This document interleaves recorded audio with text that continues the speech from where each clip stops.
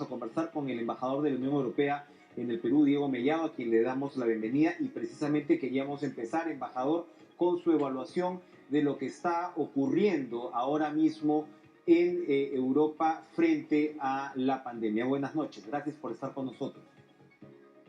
Muy buenas noches y muchas gracias por la invitación.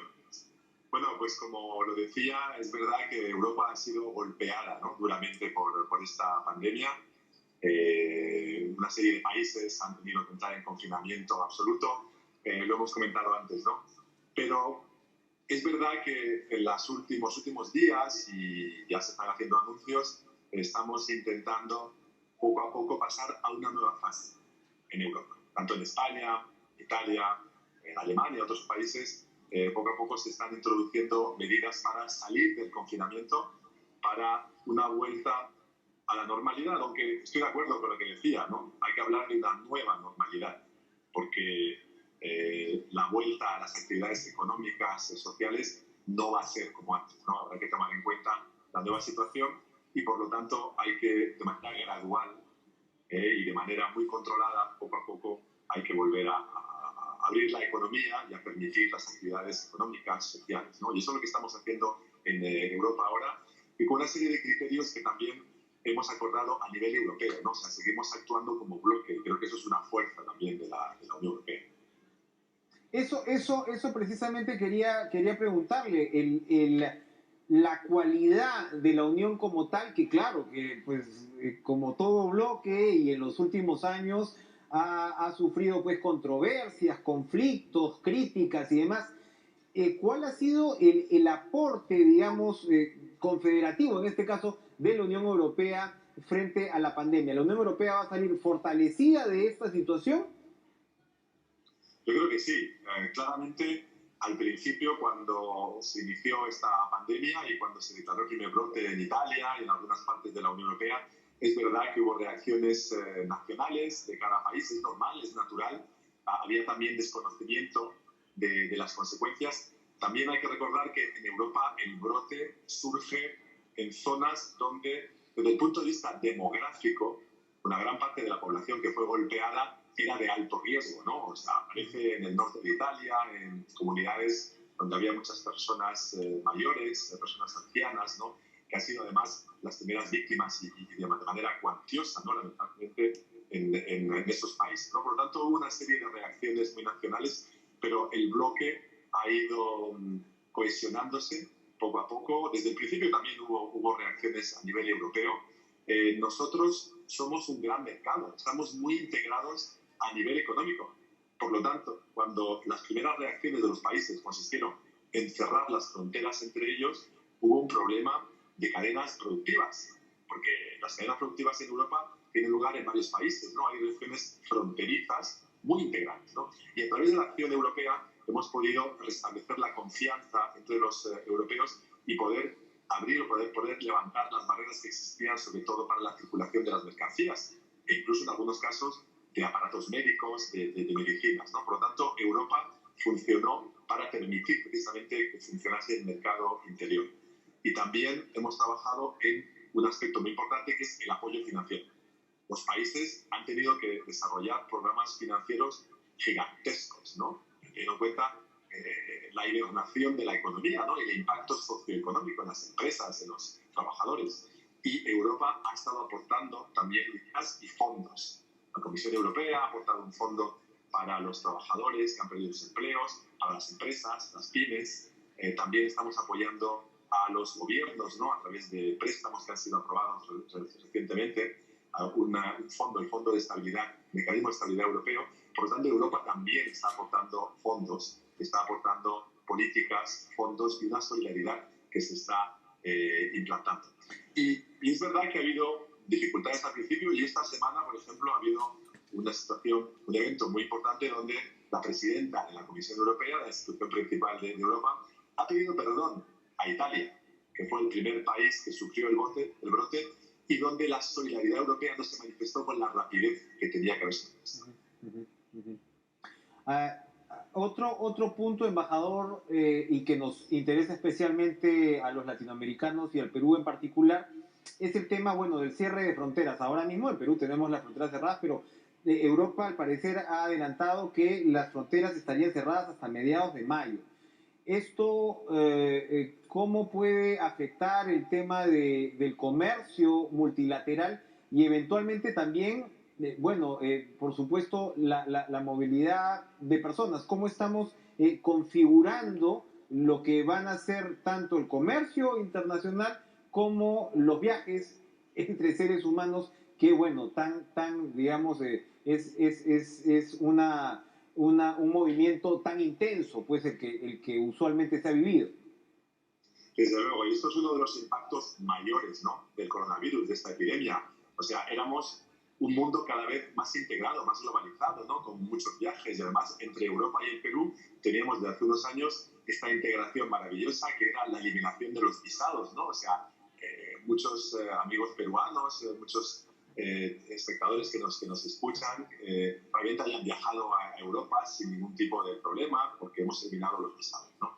Pero desde la llegada de la pandemia es verdad que en Europa hemos decidido cerrar las fronteras externas. Ha habido una decisión de cerrar el espacio Schengen para ciudadanos que no sean de los países europeos o que no tengan una residencia permanente. Eso es verdad, está cerrado. Y ahora se ha decidido que se extienda ese cierre hasta el 15 de mayo.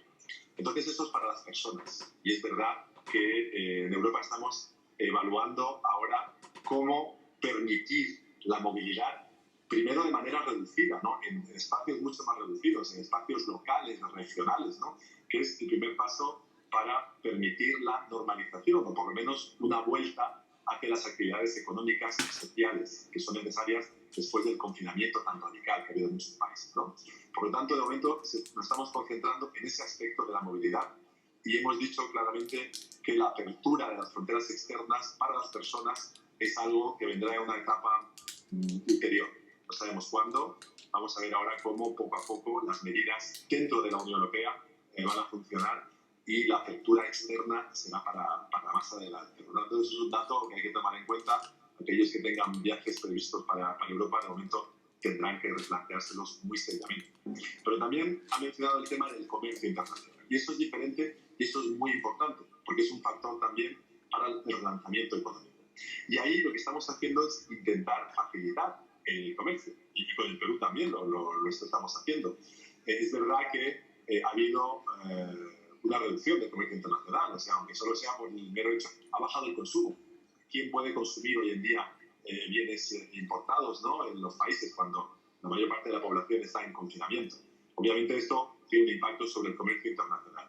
Pero estamos con nuestros socios comerciales, incluyendo con el Perú, intentando adaptar los mecanismos, por ejemplo, los controles aduaneros, para que, sabéis que hoy en día en las aduanas muchas veces se exigen documentos originales, se exigen inspecciones oculares todavía de mercancías, y estamos buscando la manera de facilitar, de que se puedan transmitir documentos por escaneados, ¿no?, que sean documentos virtuales, que las facturas también puedan ser escaneadas para que se pueda facilitar el comercio en circunstancias mucho más complicadas, ¿no?, que es mucho más difícil enviar y por lo tanto estamos buscando la facilitación del comercio. Es una de las prioridades nuestras para que la actividad económica también pueda seguir manteniéndose sin perjuicio de las limitaciones que existen y para limitar al máximo los daños y evitar los daños irreparables a la actividad económica, desde luego a la actividad comercial. Quiero recordar que la Unión Europea es el mayor bloque comercial del planeta. Somos el mayor bloque exportador e importador. Somos uno de los socios principales del Perú también. Y pensamos que el relanzamiento del comercio internacional es también una de las respuestas, ¿no?, para poder salir de esta crisis, que también tiene un aspecto claramente económico. Embajador Diego Mellado, le voy a pedir por favor que se quede con nosotros. Vamos a una pausa y regresamos con más en Cara.